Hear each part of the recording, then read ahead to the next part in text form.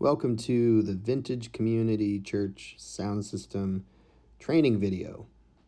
This goes through a PDF that you can download through a link in the video on YouTube and follow through that as we go through it in the video. Going. Welcome everybody. This is the training on how to run the sound system at Vintage Community Church.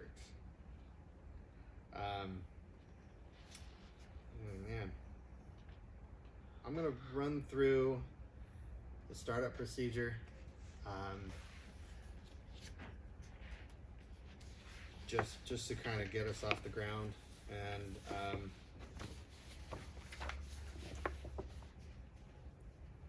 just try to work through everything. There's so much to this system that there's going to be a lot of information that you don't need to retain, and I'll try to remember that when I go through it, so you don't feel like you need to know that information. But at least in the startup here, page 1, if you could all join me there after the cover page, startup with the big yellow 1 on it.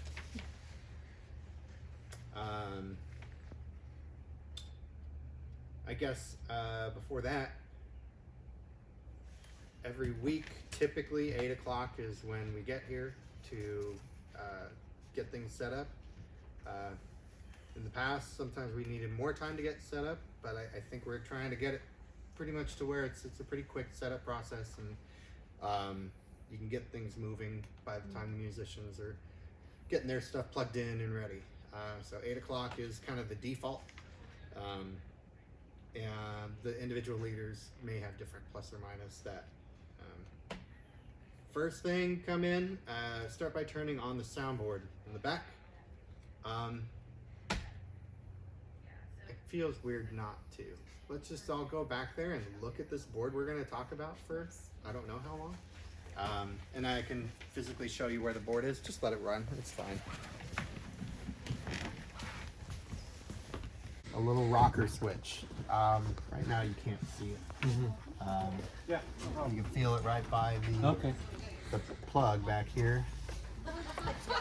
I might try to get some stickers so you can have a little arrow from the top. We can reach down there. As long as you know it's there, we can feel the rocker switch.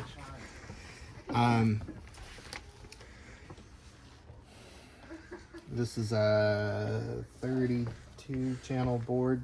We don't use all 32, but you need to turn this on first. And then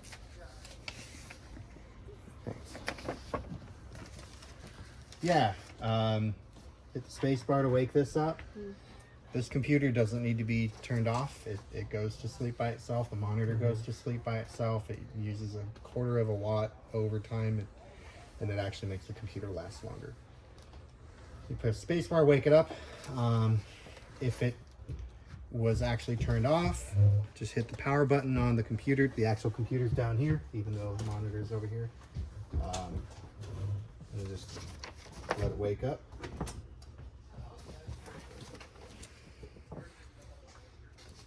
Yeah, I want to follow this, so we'll move back up to the front. Okay.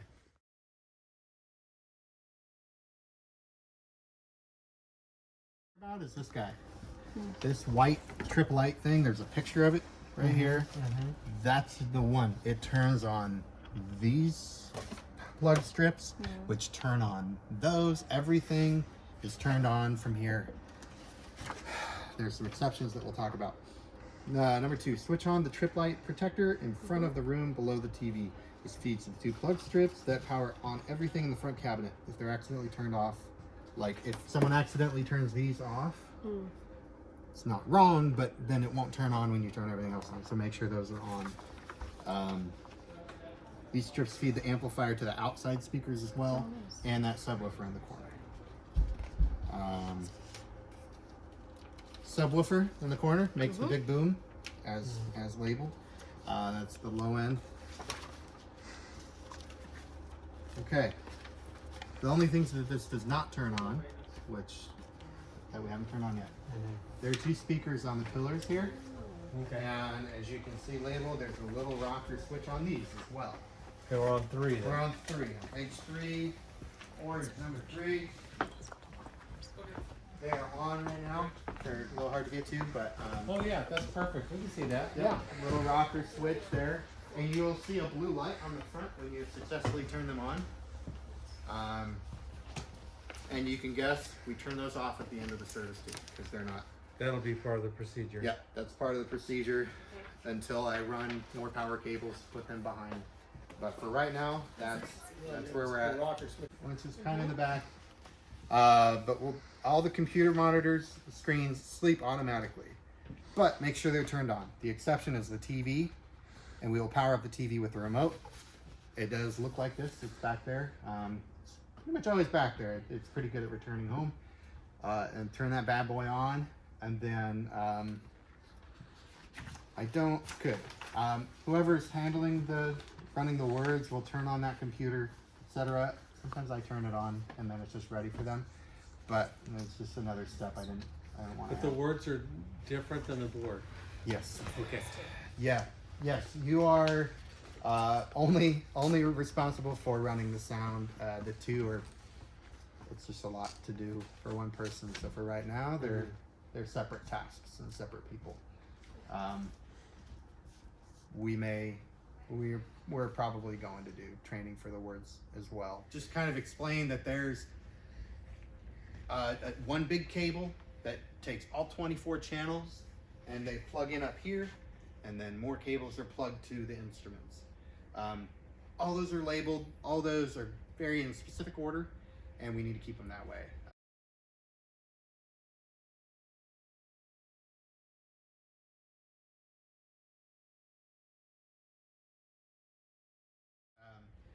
So moving around to channels, all the channels work right now. We don't have a bum channel where we have to make up for it and swap things around. Like everything should stay in order. I go into why that's really important in the big red. Don't do it. Okay.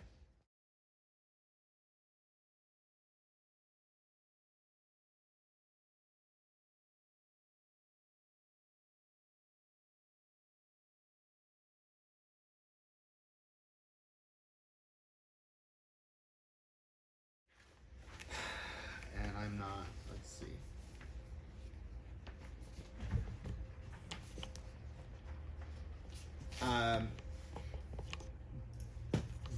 This is the bulk of what we're trying to understand. So it's going to get a little chunk of information here. Expect to be a little overwhelmed, but once you learn this, all the rest of the 30 are the same. And most of the time, you don't even need to mess with these knobs. There's 1.5 that you most of the time need to mess with. So I'm gonna go through it just for the sake of thoroughness, but don't worry too much as we go through this. It's tiny print. Channel strip, so defining what I'm talking about. Each channel or voice goes into a channel strip, each channel. Each channel strip is the same. Once you know one, you know all 32 channels. Let's go from the top down, that top right arrow.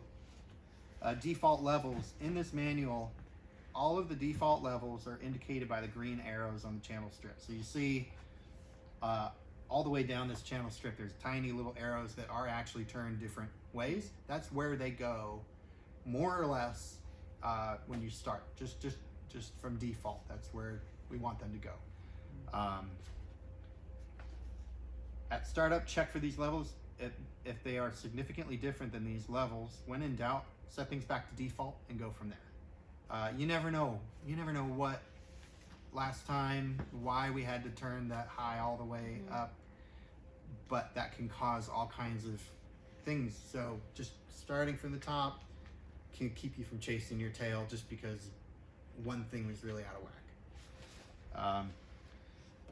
Compressor, so the second line there for vocals, these are actually only on channels 19 through 22. You never have to touch this. Makes the level more smooth and uniform, less peaky. It just keeps it nice and smooth. You're pretty much always going to leave that the way it is. Okay.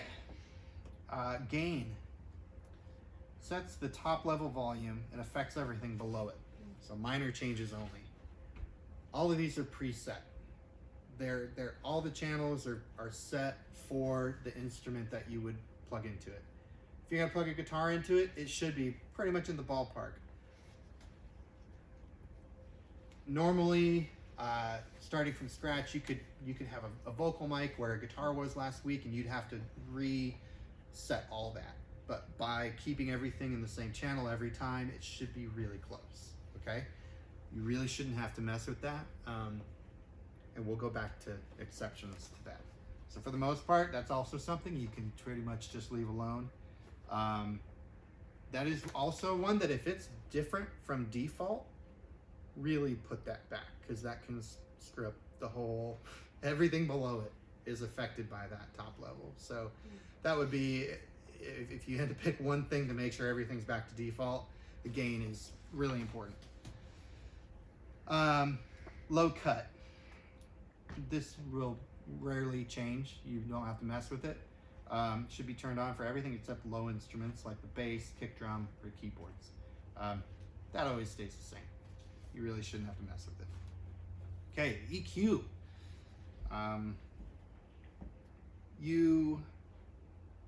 You see these in your car. You know, you have high, mid, low. You have those to mess with, so you may have been familiar with it. These are also preset.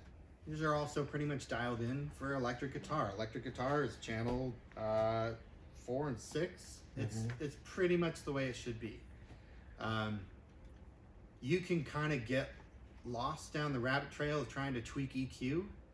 Most of the time, it's easier to make it worse than it is to make it better. Just kind of letting it be, unless it's like glaringly wrong. And I think I'll go into that now. Yeah. Keep going. Well, I'll go through each of the parts of the EQ. The high, adjust the high frequency sounds like sharp, tinny, or harsh, brilliance, presence, just different ways to try to describe that. There's 2 knobs for the mid. It adjusts the mid frequency, covers a huge range, kind of everything but the lows and the highs. That second knob dictates which area is boosted. So if you see that middle on the left side, the middle picture here, see how there's 4 different peaks? That's because that knob in the middle allows you to move that range. This doesn't move, it's just up or down. It turns it up or down.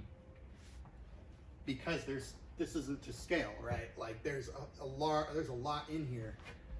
Vocals are kind of more up here. Guitars cover this span. Pianos can be, it allows you to be versatile. If you have a guitar that is booming at a certain level and you turn the low down and it doesn't really get rid of it, you can use that mid to find a treble spot and kick that down. Usually is what you're doing with that mid.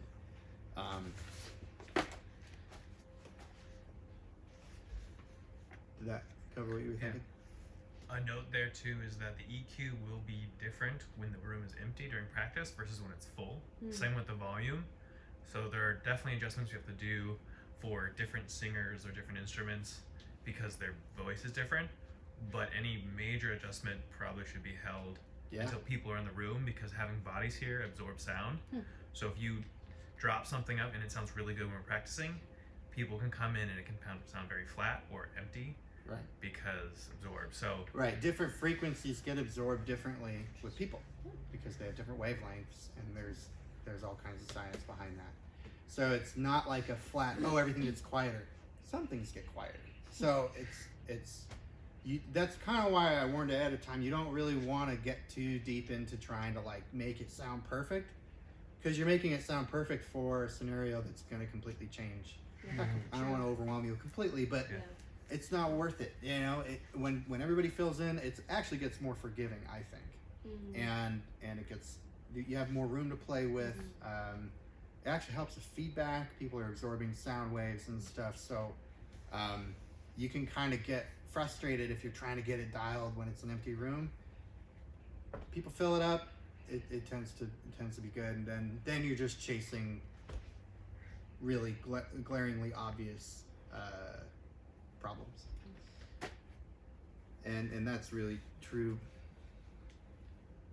And over time you'll notice what changes and what doesn't.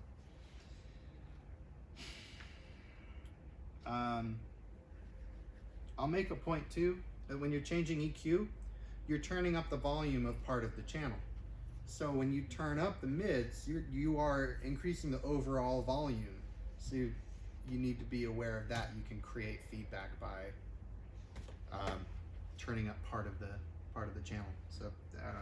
Don't worry about that. The next section, aux. This is where our monitors are. If you don't know, when we're up here, we have the sound coming back to us so that we can hear ourselves. We have two channels. We have a left and right because I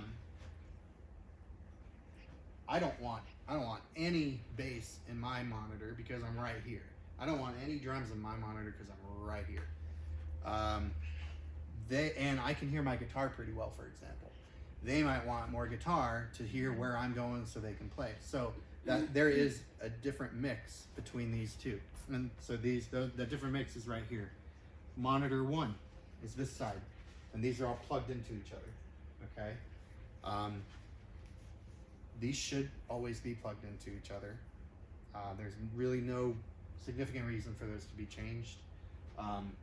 They daisy chain, so the first one goes into here, comes out, goes to this, comes out, and goes to that. Or actually this one goes there and then ends here. But more or less, same thing over there. That big one on the floor doesn't look like the others. Those two don't look like the others. They're monitors. They're still monitors. They're just bigger. Okay. So that has a different volume. You have a master volume knob at the end that turns everything up and down. What we're looking at here is how much of that specific channel is being sent to these monitors. An example of that, I like to have a lot of vocal in my monitor coming back. Barely, I actually take guitar completely out. It's right here, I don't need that. So I will say, can you have more more vocals for me in my monitor? So in this example, we would go to vocal 1, which is channel 19. So go to page 10 just for fun. Okay. With all the microphones on it. Okay, so vocal 1 is this microphone right here. What you will do is go to that channel 19 and go up to the aux section, the AUX section, and that aux 1, because I'm on the left side, turn that knob up a little bit. Oh, That's Just a little really bit. simple. yeah. That sounds great. Yeah. And most of the time, things are pretty close. The biggest difference for me is found different people. I'm up on the mic, just ask Tom. I'm making out with the mic. A lot of people are over here. So you gotta crank the gain up. You gotta do a lot of things, and we'll talk about that as one of the exceptions. But for the most part, all these mics for the drums are all staying pretty much where they belong. Bass is not mic, it's gone straight through. Almost, you barely have to touch the bass. Piano is pretty much always the same. I should mark the volume level on the piano to make sure that, in case that gets messed with the kids or whatever. Electric guitars, we mic the amplifiers. Those are put right up against, I don't want to talk about that. You put the microphone right up against the speaker grill. It's really close so that you don't have to turn it up more than you need to. So that's an example where, I won't get into that. We'll get back to it. You would have to compensate depending on how loud someone has their amplifier turned up. So we'll get back to that. Okay, monitor. Okay, so that covers left and right side. I'll follow that first example. I'm over here. I'm good now because I got enough monitor for me. They say I still can't hear them, but you didn't change monitor. You didn't change that side. You only changed level 1. So we're gonna go back to monitor 2 on that same channel. It's still this microphone. So we're gonna go to channel 19 and go to monitor 2 and turn that up for them. And a little goes a long way. And then they will say, cool, that's good, or a little more, a little less.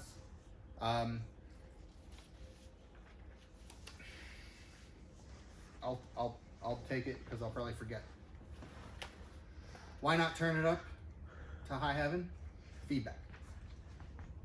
There's a limit, you know, everybody wants more and more and more. Well, you can't just go crazy because those speakers pick up what these are putting out, and then that creates feedback. So being careful about how much you just crank these things, you just be slow. And if you start to get feedback, just turn it back down. And then you find it. Let them know that people that don't get up to the mic, Yes. and you try to crank it up so everybody can hear it, you'll end up getting feedback at some point. Right. But that's one of the things when if you want to give them a lesson on how to use a mic, that's fine. You can only get up and act like it's an ice cream cone, but don't lick it. Yep. Yeah. Perfect example that you will come across. If, for instance, I'm a vocal singer that is not comfortable with the microphone, just trying it for the first time, don't know if I like it, I'm way back here. And I'm so if you turn up the monitor for that person to hear and turn everything up, you turn that gain up, well, guess what? Someone who's not comfortable is going to back off even further. Right, they're Oh, gonna think there's. I heard myself more. Right. Do the opposite. Turn that monitor down so that they have to come closer to hear themselves just a little bit. So you're kind of actually drawing them back in by turning that monitor down. I've done it. It works. It's the only thing you can do because you can remind somebody till they're blue in the face. I mean, it's good. You need to start by saying, we got to have something to work with. You need to be close. But their gut, the only reason someone pulls away is because they think they're too loud. And you have control over that. That's how much you feed back into that monitor. So, Okay. you know, minor adjustments so you're not like, hey, where'd it go? You know, but, and then that way you can keep them coming out of the monitor. So that's a huge, probably the number one reason why you get feedback is you're trying to pull that person up, you can't hear them, and then so perfect example. So when you turn up the mic, it's going to increase the volume in the monitors as well as the house. Okay, let's talk about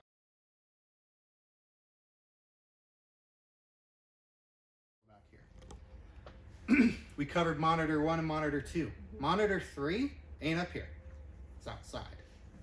So a monitor we're using loosely.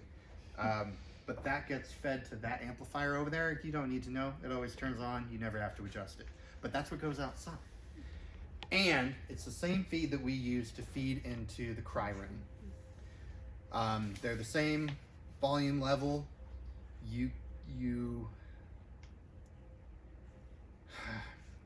If the volume level is too loud inside the cry room, you have to turn down the speaker in the cry room, not the channel. Because if you do that, it'll affect what goes outside. So we used to have 2 different channels to do that, but we only have 3 monitor channels, so those need to be tied together. It doesn't work right now for the cry room. It's on the list, but just for training's sake, that's going to be the same level.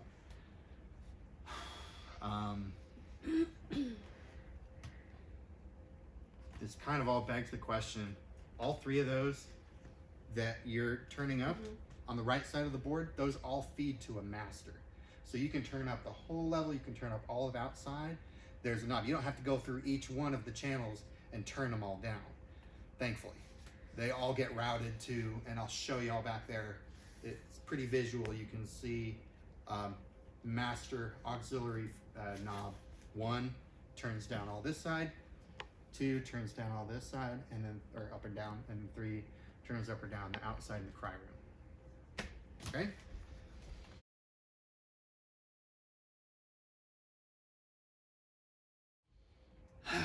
effects level. On this soundboard, there's effects that you can run on usually pretty much only vocals. You can do others, but for the sake of simplicity, I think we should just keep it on vocals.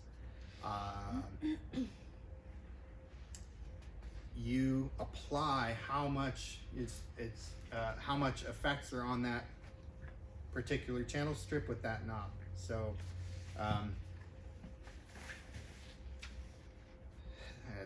you know, that'll be preset. You generally won't have to mess with that, so I won't get too much further into that. Pan right below it. Pan is left and right. No touchy. We use a mono mix. We don't have keyboards only in that speaker and guitar only in that speaker. It all gets put together, sent out here, and then split out. In this situation, the room's so small that that mix is pretty insignificant, so we're just keeping it simple. Just leave it the way it is, and if you see it different, put it back to the middle, because a very important button right below that, the mute button.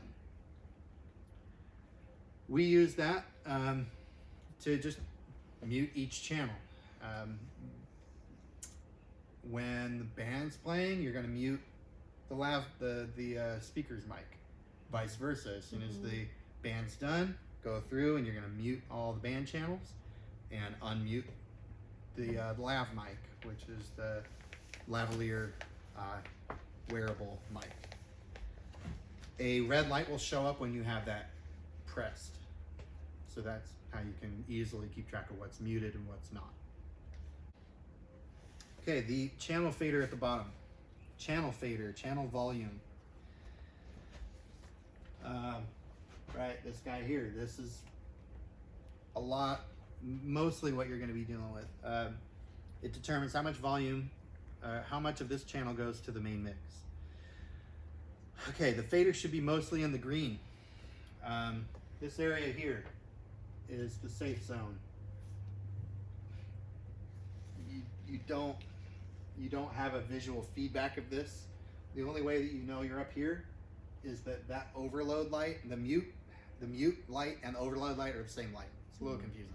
But if you don't have it muted, it's pretty clear. It'll blink. It'll show, hey, it's called peaking, where you go too high in the channel, it goes into that red, and that indicator lets you know that you're too high. So just pull it down so that you're in that green. When you're down here, you kind of know you're kind of out of where you want to be.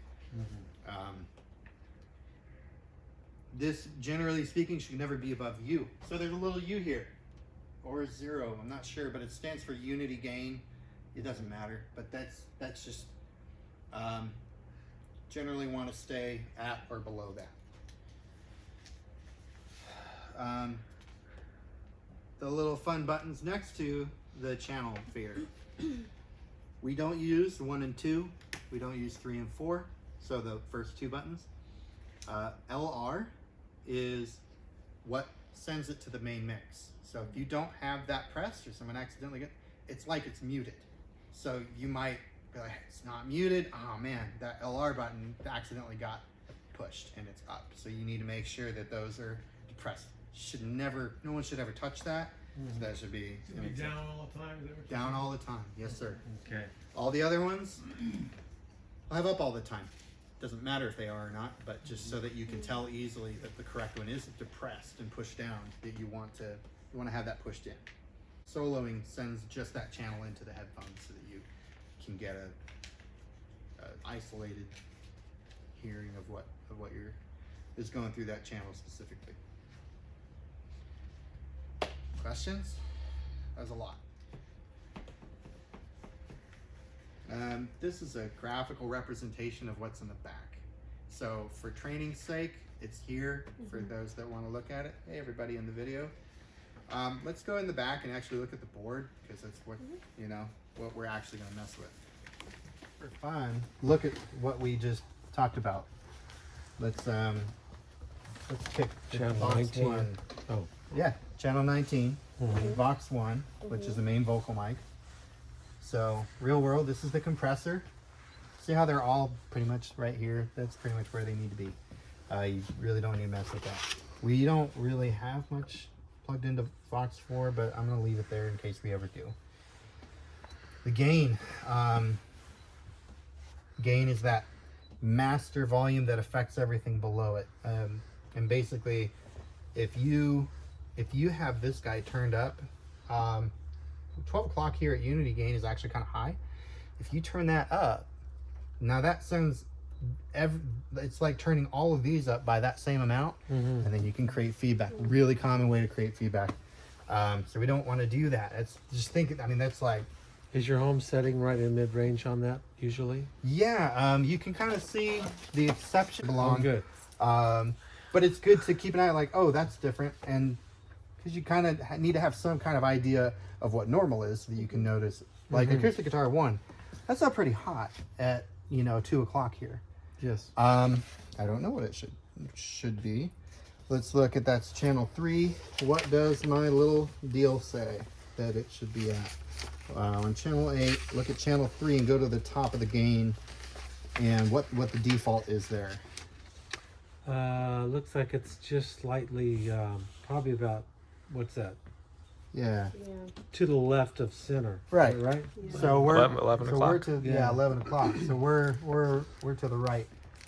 Yeah. If it were me walking up to this board, like, oh, okay, not a problem, because whoever's guitar they plugged in might have just put out a lower signal, and that's fine. But if I walk in here with my Taylor and plug into that it'll be instant feedback.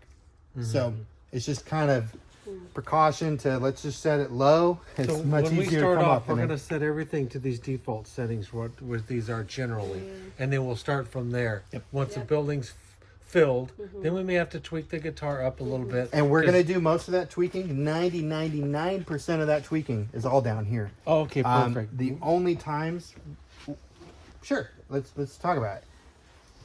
You're doing the acoustic guitar. That's probably what happened. Okay, you're pushing it up, and like in order to get where you want to be, you're Oh. going above Unity. And you go above your limit right here. Yeah. Well, so this is what happens. You're going above this, and you're still not peaking because this is too low. The signal coming in from the source is just too low. And you tell them, hey, check your volume knob on your guitar because they have sometimes they. So that's the thing. Some guitars have volume knobs, some don't. So that's why we have some flexibility here. Someone comes in with a passive acoustic guitar amplifier pickup. They have no volume knob, and it goes into a DI box and comes here. It's going to be at a different level than mine that has a. Sure, you got to adjust it. Gotta have some adjustments. So you start here because this is finer and doesn't affect everything below it. So that's kind of why this is the safest way to feel it out. And you're just like, man, there's just not enough here to work with. Teeny bit. Like on a clock, Yeah. I would do one notch, however, One whatever increment, works that's for it. you. Okay, gotcha. And I would turn this. You want to turn this down because if you're way up here, we know that's not good. So let's bring it back down to Unity gain, or in a safe spot where you have some room, and you bring that up a little bit. Okay, bring it up a little bit more. Be conservative, because you have room here. You're getting into the ballpark here. So you don't want to turn this up so much that now You overshoot. you're just packed into a tiny spot. So that is a very common, that's going to happen almost every time. Unless you play with the same group of people and the same instruments, which is sometimes has a lot of benefits too. So you might get lucky and like, oh, okay, yeah, I know it defaults this, but I know it's at 12 o'clock or whatever. Okay, we got that. Yeah. I have a question. Yeah. Let's say that we're getting feedback, but we don't know where it's from. Every once in a while, I mean, everybody's just sticking their fingers in their ears. Yeah. What do we do? Okay, when you get feedback, if you're not actively tweaking something, which is the most likely culprit, turn the main down. Just turn it down. Okay, Just stop the feedback, okay, because it's bad. It can hurt things, and it's just the feedback killer is turning this down. Perfect. Okay, I'm You tracking. can't have feedback if that's turned down. So you can work your way back up, because usually feedback is a momentary peak in a certain frequency that reverberates a certain way. So you can work your way back up, but you need to look at, Will we Look at- see one of the peak lights coming on? not necessarily. Not necessarily. No, because the peak lights are relative to the main. So it's so much easier to draw, and I love to draw when I teach, but I don't have a whiteboard. But you can send a good mix with everything. Everything down here. You would just have to turn that up higher. Oh, okay. Or you turn that down, and these are blasting up here. It's all relative to here. It's what you're feeding it. Kind of like what we were talking about up here. If the guitar coming in is really low, okay, you just got to turn up the gain. So, Are you thinking that whatever we were playing with, let's say we were working with channel 19, the main, yeah, vocal. right. And we're getting feedback. We're like, you know what? I killed it over here, so that saved everybody's ears and the equipment. I'm gonna raise it, and I'm gonna turn this down because I was playing with 19. Yep. Okay, that's what I 100%. do. Okay, I'm Yeah. So, Okay. so this stops it from happening, but in order to actually prevent it from happening again, you're gonna find out the likely culprits. Okay. Usually the microphones. So bring that one down, and then you can bring everything back up to where you want it, band back to where you were, and if you're wrong and you didn't turn down the right channel, that feedback will happen again, and you come back and try to work through. Acoustic guitar can also, I was just gonna make a comment. Sometimes when you get feedback, I always like to look at the hotspot monitors, make sure someone hasn't moved it around yes. a little bit, because sometimes they'll get it around where it's almost facing the mic or right next to the mic, and that'll cause feedback. So you get them, the monitors need to be behind the mics. Yeah. So what we've done here, those speakers used to be in the corner, all the way back. Feedback happens when a source of sound gets put into the sound that's putting it out, and then it amplifies itself. What we've done is we've brought them to like where they're not facing each other. So that's going to decrease the chance of feedback. Big down. time. Okay. So that was a good. huge thing that Dane did a great job with the angle and all that. It just made a fight that we didn't need to fight. And so it's much better now much than it better has now. been in years past. But to his point, like if you see potentially the singer's mic, if the mic is pointed towards the monitor, then the sound coming out of the monitor goes into the mic, comes out of the monitor. So you have to make sure that they're not facing each other, that they're just parallel a bit more. Right behind the mic towards the Yeah, vocal. and actually also what he said, if that monitor, it's hard. If say that person scoots forward or something like that, and then they turn the monitor to face them, that coincidentally shoots straight into that speaker, I'm and tracking that can now. create feedback.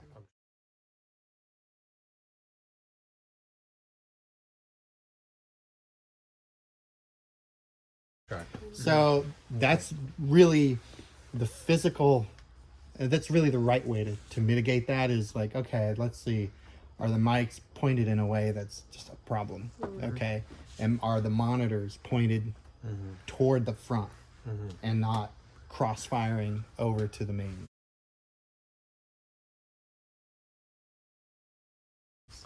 So that's fixing the underlying problem. Yeah. And then you can turn down the channel as well. Adding something to that is oftentimes feedback happens when you're trying to turn things up, because generally when someone can't hear themselves, they ask, hey, can you turn me up? Right. But the problem may not be that they need to be turned up, it's that something else they're hearing is louder than them, and so that thing needs to be turned down. Yeah. So rather than adding more colors to your palette, starting by taking things away. So if something is too trebly, oftentimes it's like, okay, we'll turn up the bass to match it. It's like, no, turn things down. Okay. So often turn things down as the first solution rather than slipping up. So if the piano says, I can't hear myself, can you turn me up? Maybe you it's need to turn the guitars right Yep. next, adjacent to To them down. down. That electric Yeah. guitar and whatever it is. because then you just keep turning everyone up and everyone up and everyone up, and suddenly we're too high. And that's the thing. You do have a ceiling. You can't just keep turning it up. Yeah. You'll find that feedback ceiling. Ironically, your example, piano piano saturates like the whole range. And it so easily can just dominate the whole sonic space. So that check to make sure the piano's not causing muddiness. It's especially good at that. Yeah. That, so to recap the answer to your question, turn things down to stop the feedback, check for physical reasons, are the mics facing the right way, are the monitors facing the right way, and then turn down the channel you think that it might be. And remember, if you made some EQ tweaks, that's an isolated portion of the volume that you may have turned up. So maybe that high turn up that you did to kind of like get that crisp sound, you can't afford that in your ceiling. So again, you're Go turning up to the down EQ and bring that back down. So that's a volume knob. It's not labeled a volume knob. It's just an isolated volume knob. So looking out for that too. That feel good for everybody feedback wise for the common situation.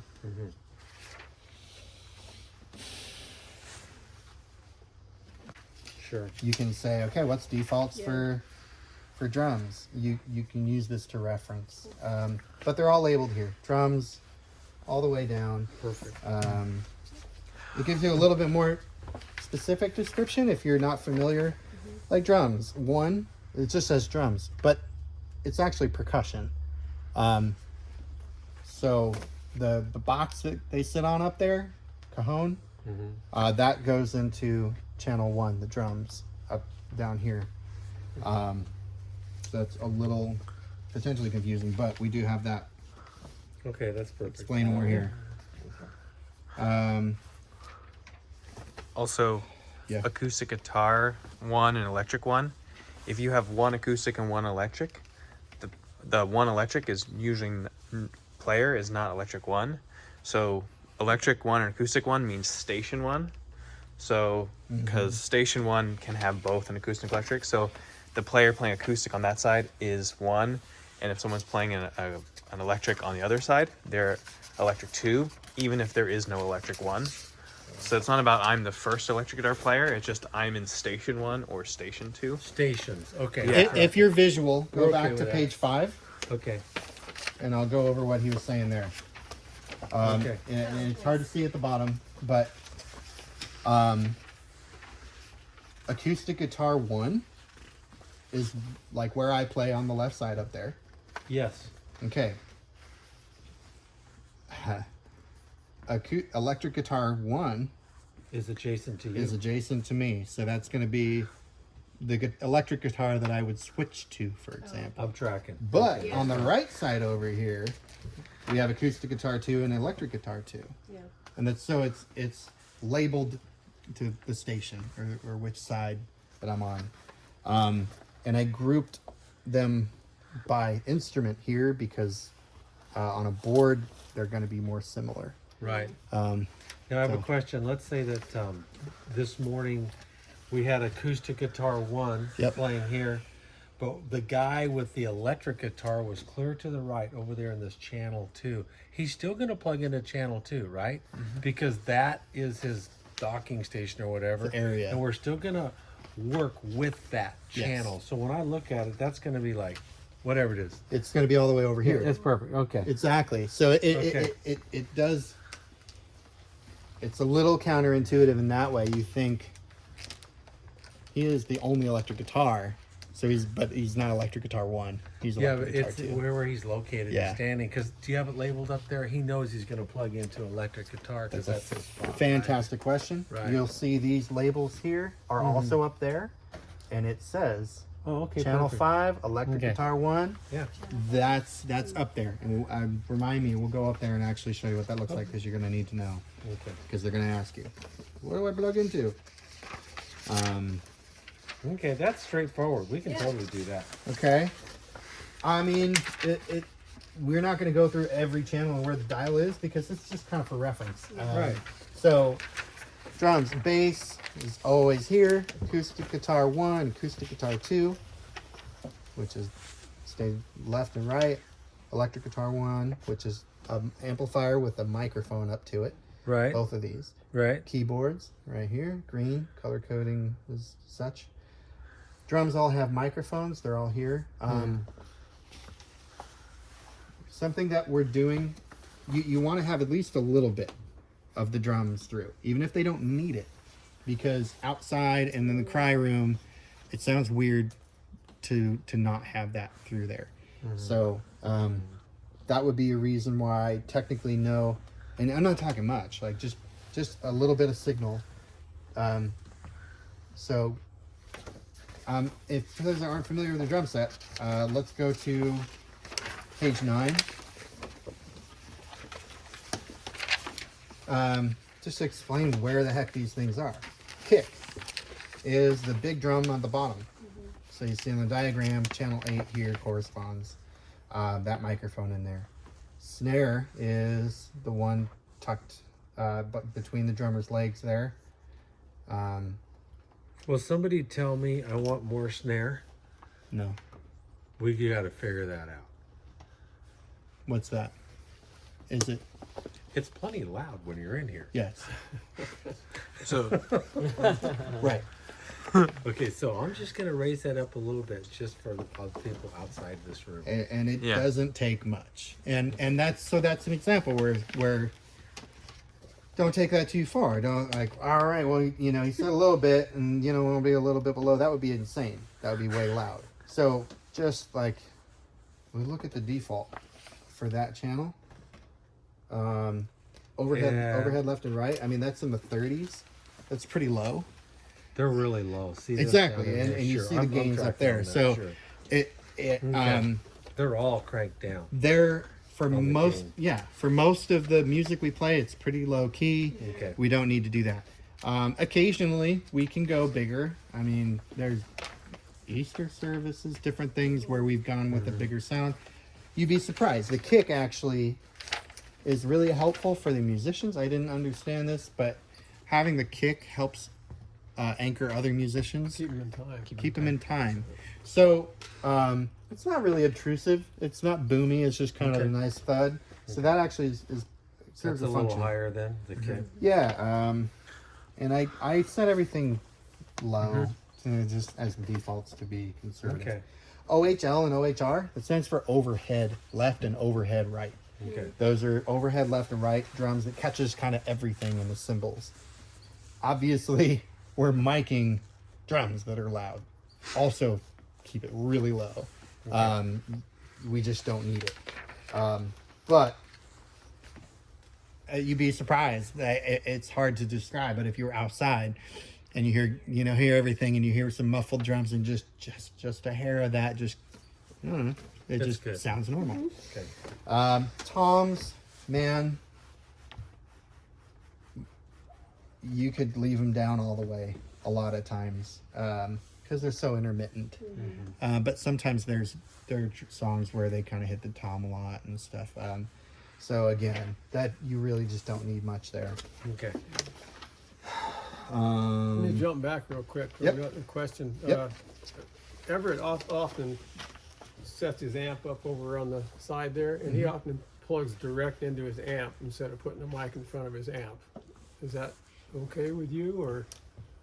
I would like to mic it for just to keep things standard so that everybody knows how to do that. Okay. It is theoretically easier to do it the other way, but my amp can't do that. My amp Okay. doesn't have enough, so now we're training people how to do multiple methods of miking electric Okay. guitar. Okay. I don't have a problem with it. I can do it, but I'm trying to think of the way that would be Okay. Yeah, I get it. standard, and Okay. we can. Well, think about that too, right? That default channel, if you're going direct in, it's going to look totally different. You know, even the sound profile is different when you're miking it versus going direct in. So it's hard to say, okay, well, let's go to defaults on channel 6. It sounds like garbage. Well, because we're plugging direct in, everything sounds different. So, Okay. We'll just keep it the standard if we can. We'll ask Everett just to Yeah. plug in. Well, he didn't mind. yeah, and there's a mic up there that's set up for it. No one should be digging through mic cabinets unless there's some exceptions. It's just they're ready, has a little stand, ready to Okay. go. I'm actually I'm going to be getting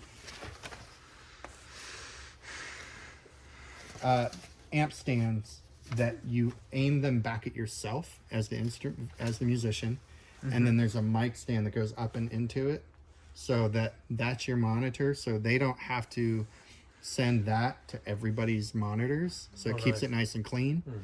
But it requires a stand to hold it a certain way, and we just don't have them up until now. So next month I wanted to get 2 of those coming so that they can be that's just another little thing that can keep things simple. Okay. Believe it or not, we're almost done with the channels. Channel 16 through 22, the vocals. Channel 16 is a spare. Handheld mic is the one that doesn't have a wire to it. The lavalier mic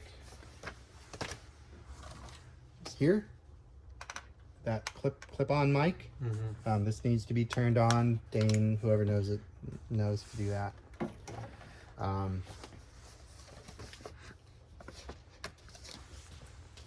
There are 3 vocal mics that are plugged in all the time. Vocal 1 is acoustic guitar there. Vocal 2 is on the other side. Up front, vocal 3 is the one at the piano.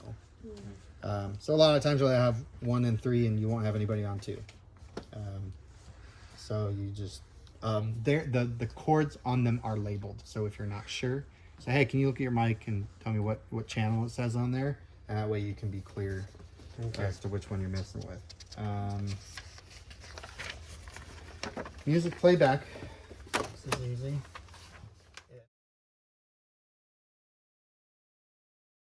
Let's see. That channel, if we're going to 11, music playback. Okay. Oh, okay.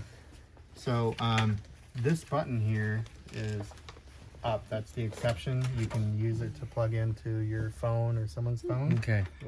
The toggle to the computer, this line USB button, is pushed down. So before I push it, notice how I'm hesitating. I'm looking at, is that thing, because what the phone might need, that person might have had their volume turned down to 1. Right. And because this thing was cranked up to 11, and now if I switch to that You could computer, blow up a I could- bunch of yeah. stuff. So, this is down, so that helps too.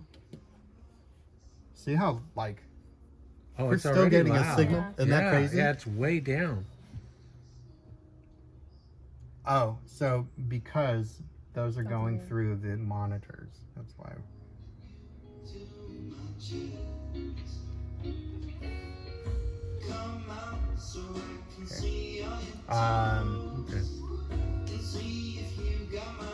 Okay. I turned that down. That's mostly loud enough. See how little I moved that? The gain really cranks it. So, Okay. that's being sent out to the outside right now through that channel 3, but it's not going into any of the monitors up front, which is appropriate. So once we go on the monitor and we hit play, all you got to do is it's going to automatically feed into this. I don't have to hook in these cables up. Correct. It's already ready to go. It's already Okay, ready to cool. go. Good. And this is almost always already going to the computer. Just Okay. today it was different. It's just not a problem.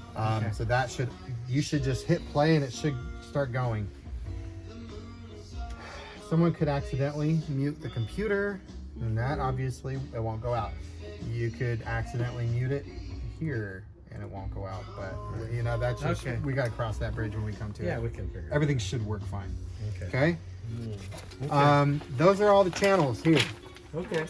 All these feed into this output section.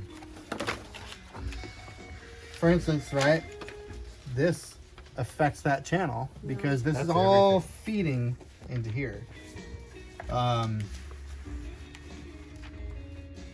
Lucky for you, we don't mess with this. We don't mess with, I read it out, the areas you can see that are highlighted in red. We don't mess with that. So all kinds of things you don't have to worry about. These sub channels, We don't mess with that. We don't mess with these buttons. What we do, you don't mess with it, but these are what sends the signal up to the front and then out. But you don't mess with it. It's kind of more like, wait, nothing's working, and you can see, okay, those, oh, there's nothing plugged into here. What the heck? Just some in case for Yeah. troubleshooting purposes. Okay. Setting, then I can see where the I was just trying to say that you LEDs, don't want to be LCDs. like how we were saying how we don't want to be too high. You want to be all in the green here. If you're Okay. ever in that Okay. area, don't do All that. in the green. we can do Target. Monitor. So the master volume level for the monitors is here, turning up and down the entire left side. Aux master, and that's labeled here.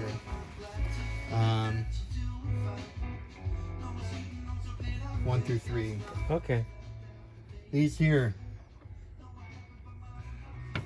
I'll get back to that. Mute all. That button mutes everything.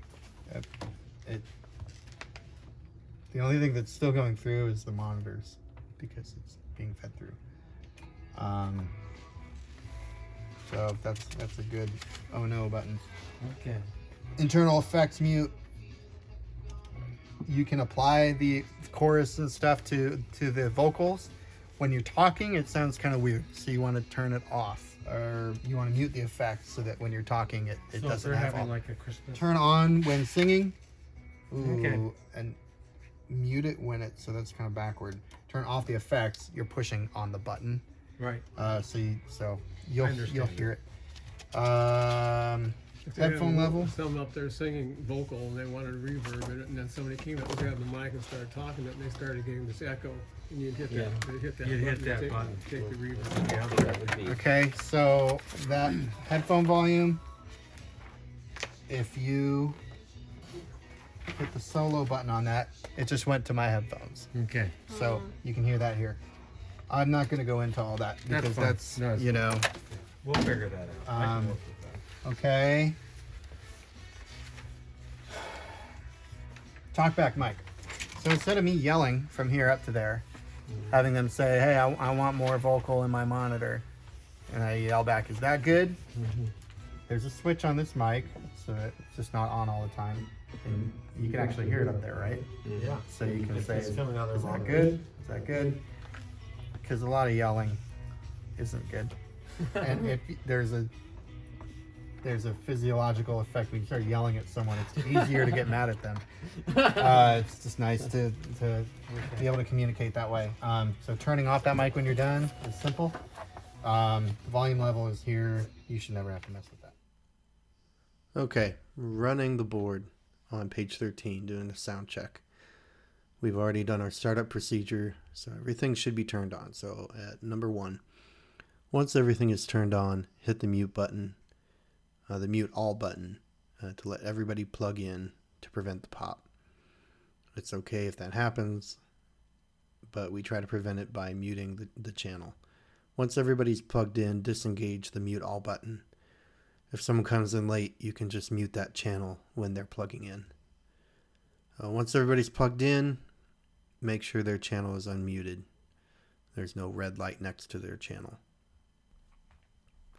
Since the board is mostly set up, assuming the person before didn't change things too much or put drastic changes back to their default position, there should only be minor tweaking. Major tweaks are often how feedback is caused.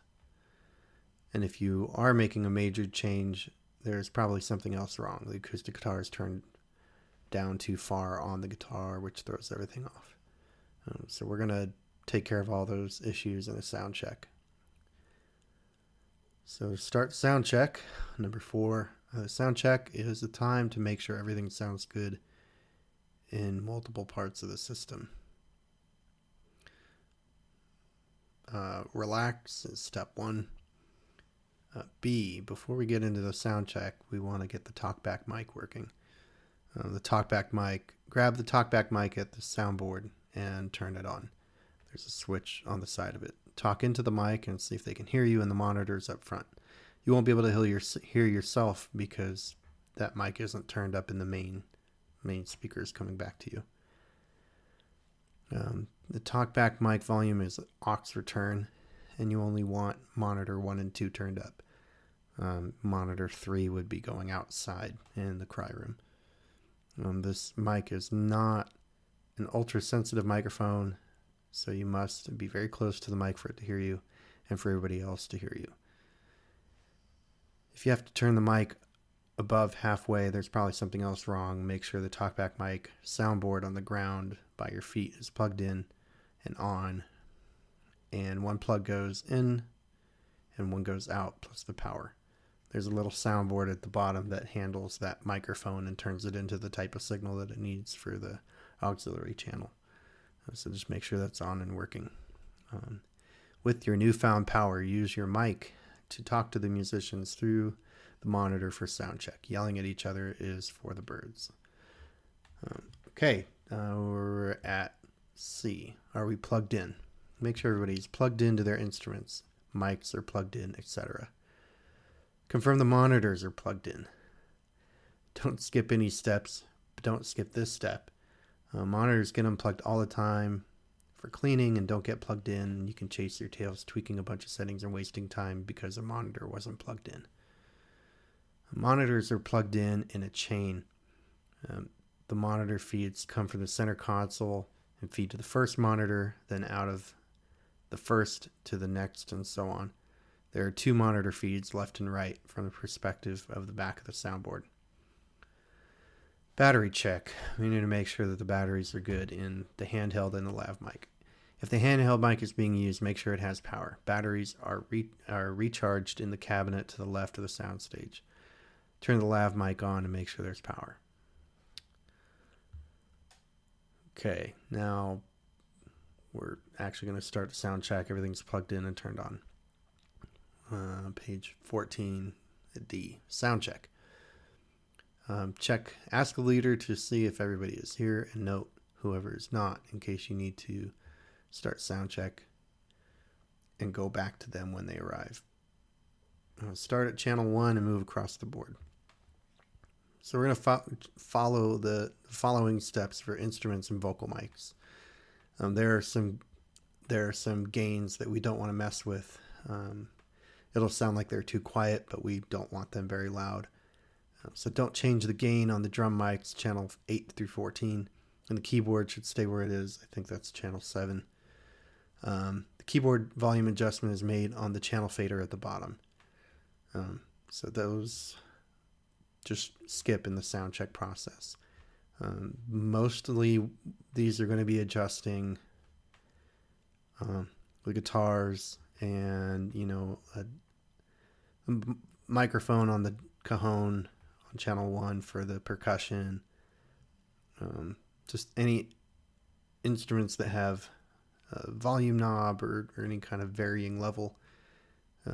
And depending on the strength of the singer, for example, can change how much you're going to turn on or up or down that gain on a vocal mic. So that's some real world variances that you need to adjust the channel gain for. Starting at number 1, ask the musician to play their instrument or vocalist to sing in their microphone.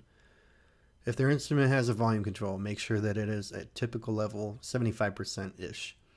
Expect, oops, it was turned all the way down, or whoa, that baby was hot. If the instrument is mic'd, like percussion or electric guitars miking the amplifier, make sure that it is aimed at the instrument or the speaker cone. You can kind of look at a speaker cone and you just see the grill, but you can actually maybe shine a light on it and actually see where the speakerphone cone can be off center. There can be 2 in a cabinet, and if you aim it at the middle, you're aiming in between the 2 cones. So maybe take a look at that, but you want it aimed, for our intents and purposes, generally in the middle of that cone. So make sure it's aimed at the speaker cone. Expect, the LOL, the mic was pointed at the wall, or the mic fell down and can't get up. Okay, we have our mics where they belong. We have our channels on the instruments up. So I'm going to do a channel gain warning. At the top of the channel strip is the channel gain. As Uncle Ben said in Spider-Man, with great power comes great responsibility. This is the master signal level for the entire channel. It affects everything below it. If you turn it up, all the monitors and main mix goes up with it, and more drastically than you would expect. This is a really common source of feedback. These gains have already been set by their default, and for many channels should not need to be changed. I mentioned that above with the drums and the keyboard. Please check the source level first. Is it plugged in? Is it turned up to the normal level? Is the mic near the instrument? Before you consider messing with the channel gain. Really quick backup to the miking an instrument. Having the mic for a electric guitar or something like that, have it touching the speaker grill. I mean, technically just off of it, so it's not picking up the vibrations, but you know, you're not distancing it, you're not keeping it away from it at all. Just get it real close up to it. So once you have all those things checked, before you consider messing with the channel gain, if you have to, make tiny adjustments. If you make a change to the channel gain, you must return this to the default before you leave, as this will really throw off the next sound person. The next sound person will be doing this process as well, but there's more harm that can be done by having it too high. So bringing it back down from the beginning and then bringing it up is the safer way to do it, to prevent feedback and wasting time. Okay, so after that warning, adjust the channel gain we're on letter C. Adjust the channel gain at the top. Very, very small adjustments. Have I mentioned that you should make very, very small adjustments? Until you can hear it in the system and try to get the level in the ballpark. But don't try to get that level dialed in too much. Just spend 5 seconds on it. This is just to get a basic, we can hear it level. Fine tuning is done in the channel fader at the bottom of the channel strip. Start at the default level and work from there. Once the whole band is playing, you'll get a more realistic mix and you can work from there. If you've set your channel gain, okay, if you have to turn the fader up above 0, the channel fader at the bottom, then you probably have their instrument turned down too far or their mic is too far away. Start there before you have that channel fader up that high. That means either the channel gain is too low, you need to start by checking the instruments, check to make sure it's mic'd, and then turn the channel gain up. The one thing we talked about in another part of the video is if a singer is too quiet, before you turn up their microphone and keep trying to compensate for them being far away from the mic, keep it at default and then turn down their monitor feedback to them, which would be monitor 2 usually on that side, or 1 if you're on the left, because that it's really easy to turn up too much. So just a little side note on that. C2, we have if you have the fader too far down into the 40s and 50s, they probably need to turn up their instrument. Mics are almost never too close. We should have this stuff figured out by adjusting the gain kind of earlier. So Garrett mentioned this before in the other video. Please note, during sound check, most people tend to play or sing too quiet.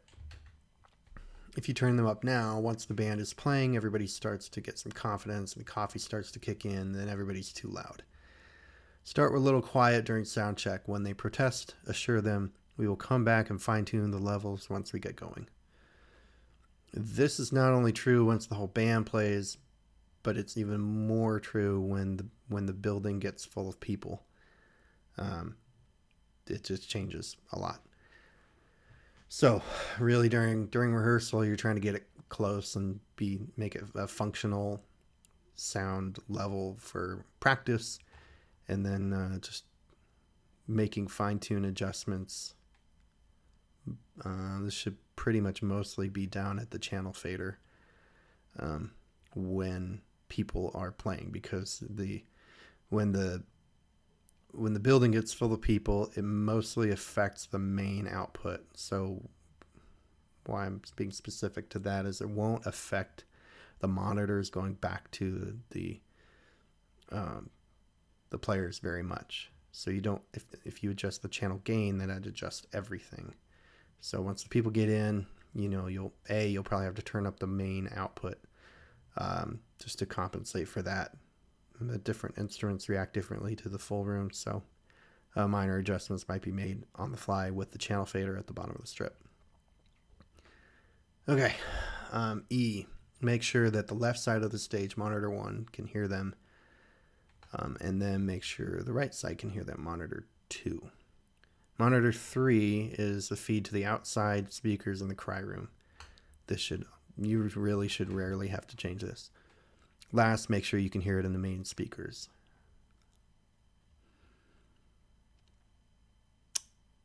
Yep. Okay. You would be turning up the channel fader at the bottom if you can't hear it in the mains. I mean, we're already checking for that in the channel gain. So, yeah, that should already be done.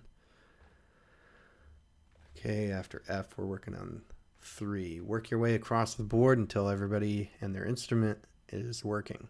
Then and only then do you let them start playing. Number 1, every musician deep down has an urge to play their instrument during sound check when it's not their turn. You have that talkback mic. Use it to politely ask them, whoever is playing, them to wait so you can hear whoever it is that you're sound checking. It's nothing personal on both sides. It just happens.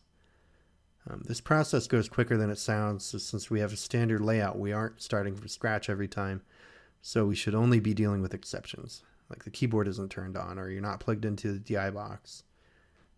It'll be tempting to skip the sound check, but this is one of the processes where it seems like a waste of time until you need it. If you skip sound check, the rehearsal will have to come to a screeching halt to fix a simple problem. That pretty much... That's all I have to say about that. Okay.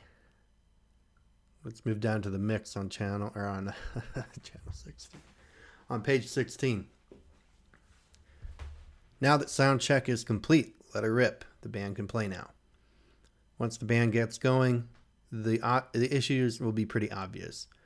Move the channel fader and small adjustments until you hear what you want. Turn the piano down a bit. Okay, the guitar player is quieter than other people. Let's turn them up a little. Effects on number 3. A. The effects are set to 09, which is chorus and reverb. Just leave them there. We don't change that to other types of effects. These effects are for vocals. For the sake of simplicity, don't add the effects to instruments that don't have them applied in the defaults. The effects are controlled by the orange effects knob. For the most part, leave the effects at default. Too much effects can easily muddy things up quickly. But if the vocalist asks, that is how you do it. Minor adjustments go a long way. When someone is talking and not singing, like we're switching to announcements or obviously the sermon, press the internal effects mute button above the master fader. This stops all the effects so that they're not getting the chorus and the reverb while they're just talking. It sounds weird. When they're singing again, press the button to re-engage the effects. Okay, number 4, the mix. 4A. Let's be honest, the mix doesn't have to be perfect. We're just trying to facilitate the leading of worship, which should basically be eliminating distractions. Getting the mix just right can be fun and or infuriating, but it is typically not necessary. Let's try to keep that in perspective as we run the board. B. Eliminating distractions. Something's too loud, turn it down. Something's too quiet, turn it up. Feedback. Turn down whatever you were touching drastically and then work it back up. You can see troubleshooting later. Hum. If you're getting a hum, that can be a low frequency feedback, turn it down. Same thing. If it's a hum from equipment grounding that is consistent, I guess that's how you could tell the difference. Then you would troubleshooting talks about hum. EQ. EQ is easier to mess up than it is to fix. It's really hard to hear what changes need to be made in the mix. As a rule of thumb, make half the change you think you need in order to make half of the change you think you need to make in the following circumstances. A little goes a long way. One notch at a time. EQ changes are just specific volume changes. This means this can trigger feedback as well, so be careful. EQ high, too muffled. If the sound is too muffled, check to make sure the EQ high is at 12 o'clock. If it is, try 1 o'clock, then wait a bit, try 2. You should rarely be at 3 o'clock, almost never above 3. Too sharp or too brilliant. If the sound is too sharp or piercing or brilliant, check to make sure the EQ is at 12 o'clock. If it is, try 11 o'clock, wait a bit, then 10 o'clock. You should rarely be at 10 o'clock, almost never below 10. EQ mid. If the sound is too gritty or graty. If the sound is too gritty, make sure that the EQ mid is at 12 o'clock. If it is, try 11 o'clock. Wait a bit, then 10 o'clock. You should rarely be at 10 o'clock, almost never below 10. If it sounds empty, in the mid section empty. If it sounds too empty, this can be low, but check to make sure the EQ mid is at 12 o'clock. If it is, then try 1 o'clock, wait a bit, then try 2. You should rarely be at 3 o'clock, almost never above 3. EQ low, too boomy. If the sound is too boomy, check to make sure the EQ low is at 12 o'clock. If it is, try 11 o'clock, wait a bit, then try 10. You should rarely be at 10, almost never below 10. If the EQ low, if it sounds empty. If it sounds too empty, this can be the mid, see above. If it's not, check to see if the EQ low is at 12 o'clock. If it is, try 1, wait a bit, then 2. You should rarely be at 3 o'clock, almost never above 3. Mixing using the headphones. This is an advanced technique. Most people don't need to do that. Using the headphones is helpful when you really can't tell what's going through a channel because everything's coming together at once.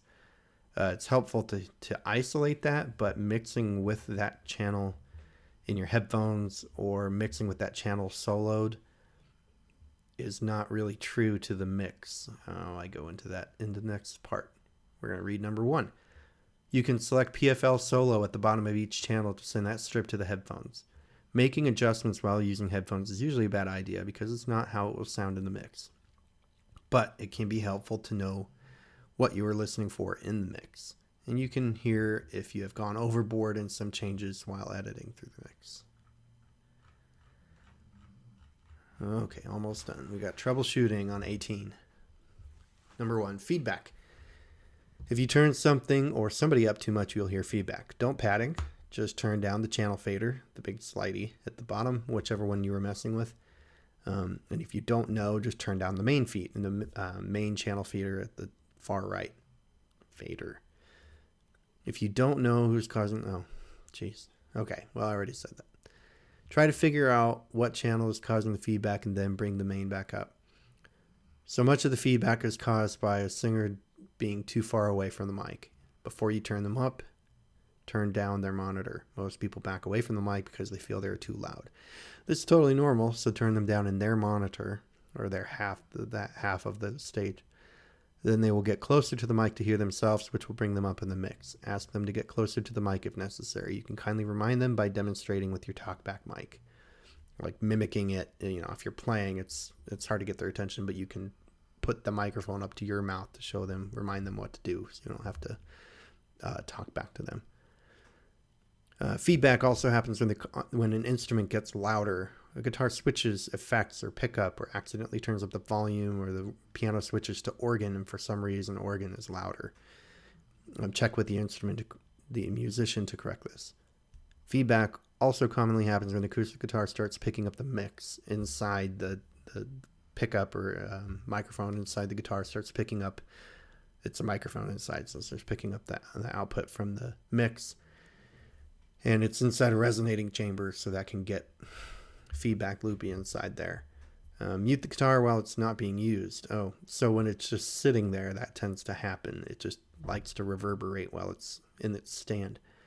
So mute the guitar, that helps a lot. And just remember to unmute it when it's getting picked up to be used again. Number 2, hum. It's very common for a hum to develop. There are a ton of things that can cause a hum, and this manual won't go into as a very technical problem. Just mute each channel until you eliminate the hum. Stop the music if it's not already, to work with the musician from whom's is channel the hum is coming from. I'll start by saying you can waste a ton of time trying to track down a hum. Spend a couple of minutes trying easy fixes, turn down the channel, and move on otherwise. This is often caused by a bad cable, not one of the church's late cables with labels on them. Those cables are lava, no touchy, or replacey. But if the bass player plugs into their amp with their own cable, swap the good instrument cable to check to see if that's the issue. If so, find a replacement cable in the right cabinet. Some guitars have grounding issues that will cause this. Try to toggle the ground lift on the DI box they are plugged into. If a mic is plugged into a DI box, this usually not help. We have a cable tester, and you can plug that into there and push a button, and if you know how to read it, you can check to see if the cable's good. There's another thing you can do. See, some amplifiers have a ground issue. There's not much you can do about this. A great alternative is to mute their channel and have them play through their amp alone. About the hum, talk about before the service, coffee break, end of service, what you do with the music. Good. Shows you a picture of what it's supposed to look like. At the end of worship and time for the sermon. So it's really what matters. This is so easy. You unmute the I lav like mic. So right, so this is red. You can see that's red. Unmute that, so that would be live, and then you're gonna just use your fingers and just go through them and this. Make sure they're all muted except Except for the that one lav mic. Yep. Okay. Okay. And confirm that the internal effects is engaged down, and you have a red light, so that when Dane's talking, it doesn't sound like he's in a concert hall and it's all reverby. Okay. At the end of the sermon, once the sermon's done, unmute all the channels that are being used that day. Okay, we got percussion, we got bass, acoustic guitar. It doesn't hurt anything if you do these because they're down, but you know, you're going to get to figure out what you use. Right. Okay, we're done with the lav. Mute him. So mute the lav and then confirm that this is up and it's engaged and letting all the beautiful. Letting all the other channels through and work. Okay. Okay. End of worship. After the worship. What? After the worship, turn on the music at the end of the service. Just like this, turn on the worship music, let that channel go up. Go ahead and, I don't have it in here, amazingly. Just mute all the channels when they're done. Yeah, because when they're gonna start unplugging and it's gonna go pop. So you wanna mute the channels so that everybody can start to unplug their stuff and everything will just be muted except for this channel. And you know, easy enough. let it go. Okay. And then shut down. I think is the next. We have put things back.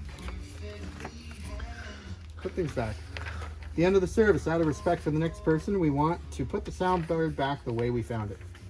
Please return the faders and knobs back to their default position as shown by this manual. I realize it's tempting to skip this, but returning things back to their position is respectful of the entire team's time, as this will prevent wasting everyone's time at the beginning of next week's rehearsal. Right on. Yep. We can do that. Try And to then do we that. go around and shut all the speakers off and Yep. the So power button. There's not a lot there. right. So and there's an order though. So There I is do an I do order. that. So Okay. we have shut down all the computer monitors. Sleep automatically. We don't need to turn them off. Power down the TV with the remote, which is up there. Okay. Do not shut down any of the computers or monitors. This creates more wear on the hardware over time and doesn't use significant power. So Okay. that would be great. 2, the smaller speakers on the pillar have their own amplifier and need to be turned on and off. So we'll turn off the speakers on the pillar. You're going to turn off the front first before you turn off the sound. So we turn these two off on the pillars, right? Right Yep. now?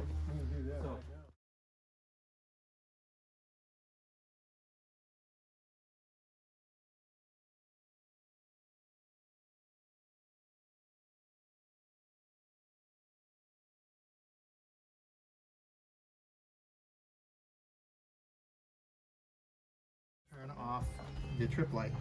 Go ahead. Okay. That's that. Everything. Now what's left? And by turning off the soundboard. Turn off the power by the rocker power switch on the right side of the back of the board. Put the dust cover back on the soundboard and let the computer go to sleep automatically. That concludes the training for the Vintage Community Sound System. Thank you for taking the time to watch and learn.